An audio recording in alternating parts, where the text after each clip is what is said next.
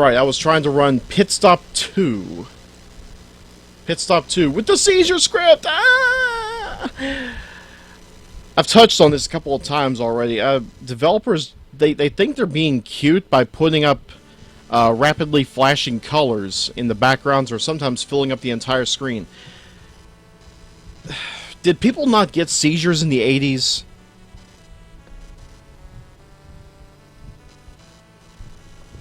Maybe, maybe not.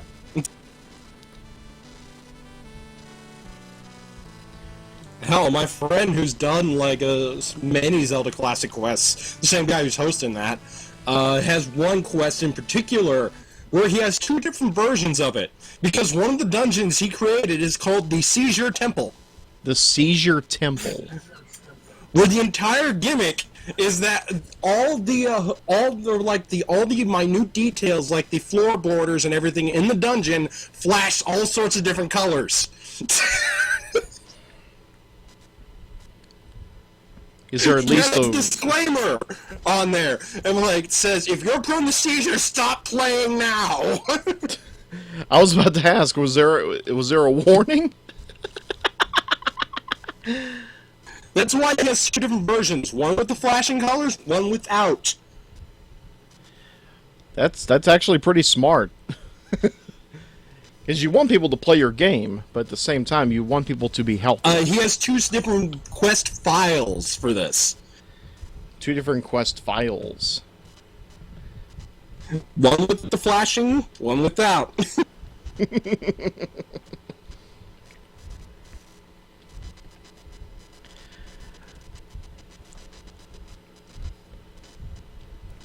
Did you ever have any experience with the Commodore 64 back in the day? No, I was too young. Too young.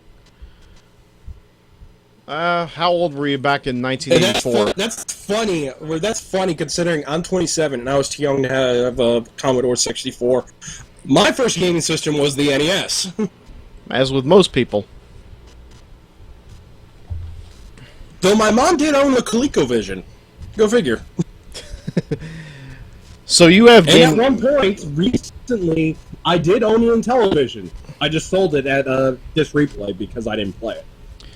So you have gaming in your DNA. I actually made $40 off of it. So you have gaming in your DNA. I was gaming since I was basically born. I can remember my earliest memory is me at like 1.5. I'm a toddler watching mom play Mario.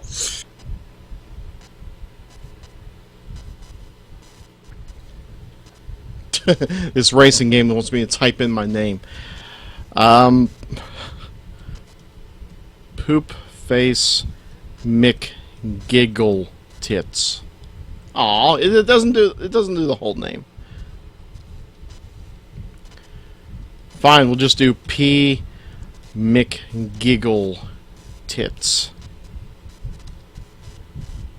Great, I gotta put in my billing address for my credit card because, well, my debit card, because that's for my old address, and I haven't gotten a replacement card yet since I changed to a P.O. box.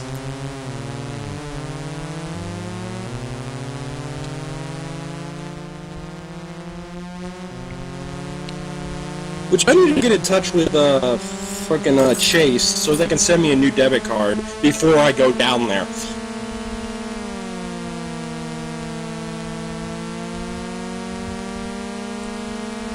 I should probably ask, is the game too loud? I don't have your stream open because the internet here is not the greatest. I tried to load up your stream, that's why my computer derped. Well, I mean, can you hear it through mumble? You should No. be hearing like a kind of noise.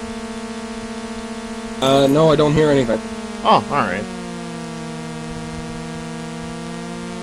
I guess the Commodore is unaffected by mumble.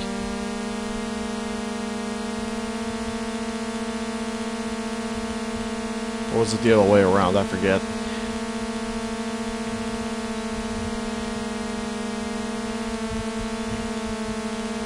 Excuse me while I type in my credit or my debit card number. For those of you listening, pound sign, star, question mark.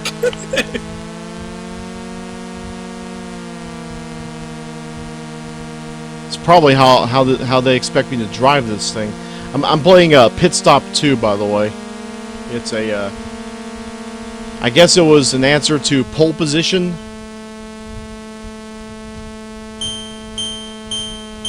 Ding, ding, ding, ding. Yeah, one of the things these guys were really, really proud of was the fact that you could do your own pit work when going into a pit stop. You were responsible for refueling your own car and changing the tires. That's actually kind of cool.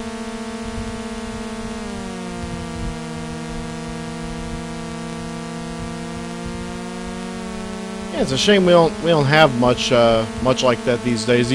Nowadays you just stop in the pit and you automatically get put back to stock.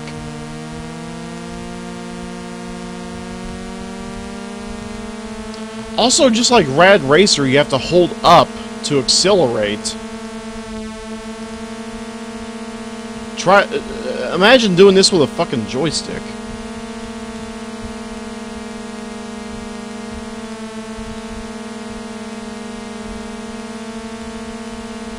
That's what kind of sucks about most of these Commodore games.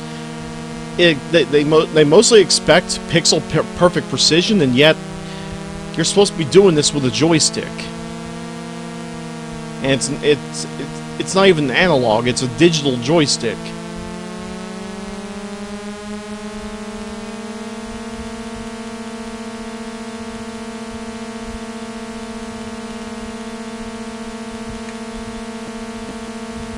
A lot of times you see those little notches on the sides of the joystick, you're expecting to be able to go analog with at least 64 directions, and no, you just have the standard 8.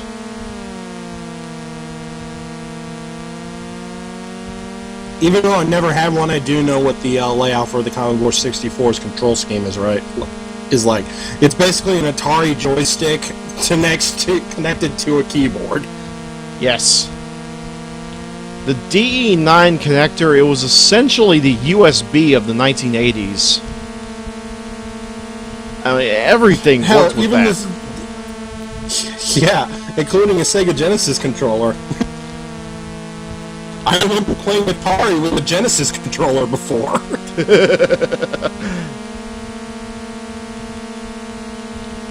For the better part of a year, I was playing Super NES games with a Genesis controller. With a I special play adapter, games on my of course. Wii with my PlayStation 2 controller, so... Isn't China a wonderful place? Yes.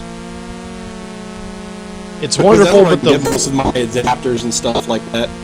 It's wonderful, but at the same time, the work conditions must be hellish. I hear ya.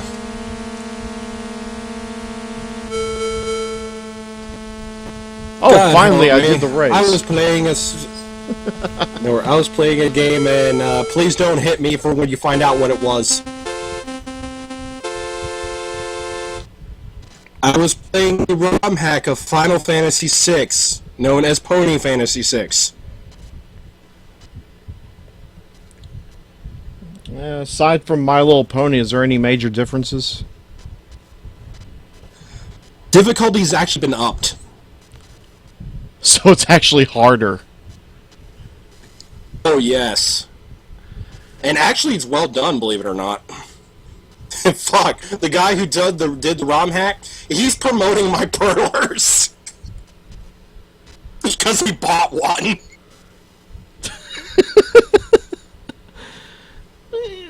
You can't ignore your customers. I actually did enjoy it. And I actually did like what they did with the magic system. Any Now examples? magic's only limited to certain characters. So only one can use cure magic. Only one can use liking. No. Only certain characters can actually use magic spells. Oh, They can okay. only equip. They can only equip espers. Oh, I see. Isn't that Which how? actually makes you think more about delegating who you want in your party and stuff like that. Surprisingly, it actually makes you think more. Whereas in the real game, you didn't really have to think. It was just a matter of preference.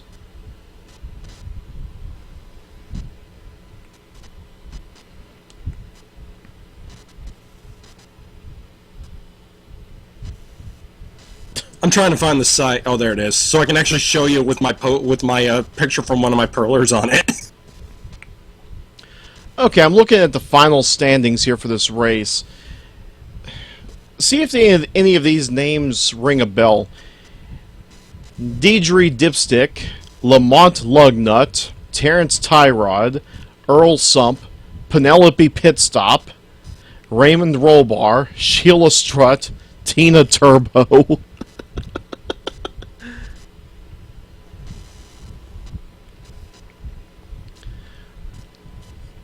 And this is Hanna-Barbera's Wacky Races!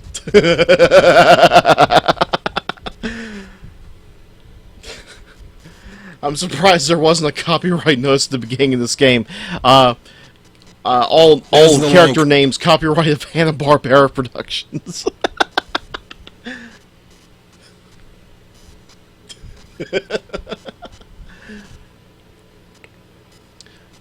But that was Pitstop for the Commodore 64. And I have to say that just so I know where to stop the tape. Alright, what's next on the list? I'm doing a bunch of Commodore games today. And believe it or not, I actually did enjoy making the pony perlers. Particularly the ones from Pony Fantasy VI, because I can get those done in like 20 minutes.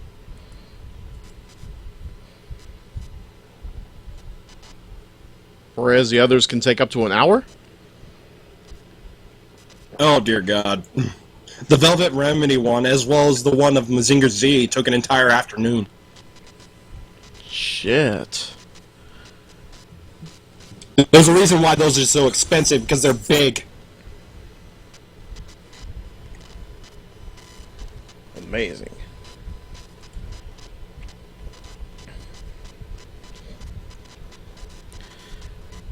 But yeah, the designer or the ROM hacker of this game actually bought one of my perlers.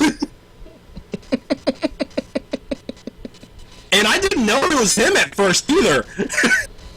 I didn't find out till like a month later.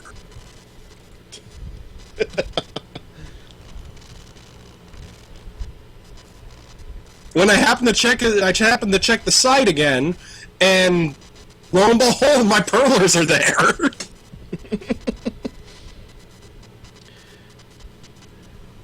But yeah, for those watching, this is the game Super Strider is referring to. It's called Pony Fantasy VI.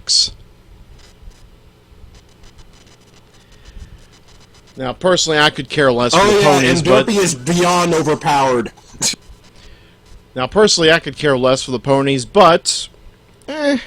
whatever floats your boat. You know what I mean? If you actually do want a challenge, this game is hard.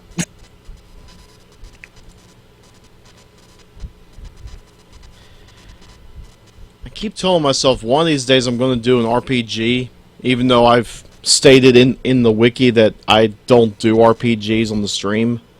Mostly because you can't knock RPGs out in a day. Understandable. Oh yeah, I re-uploaded Sonic DC Battle. It's on Mediafire now if you want to download from there. Awesome. It finally just got uploaded. Just in case, you might want to pitch that on the forums as well, because you never know, some of the Mafia might have Beats of Rage. Oh, but this is the Dreamcast version, though. That's the only version I made.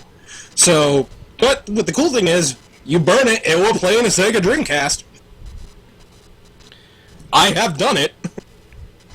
Isn't it possible to take some of the files from the Dreamcast game and port it to the PC version? Yeah, but this is the actual CDI file, so you'll need to either burn it or use an emulator.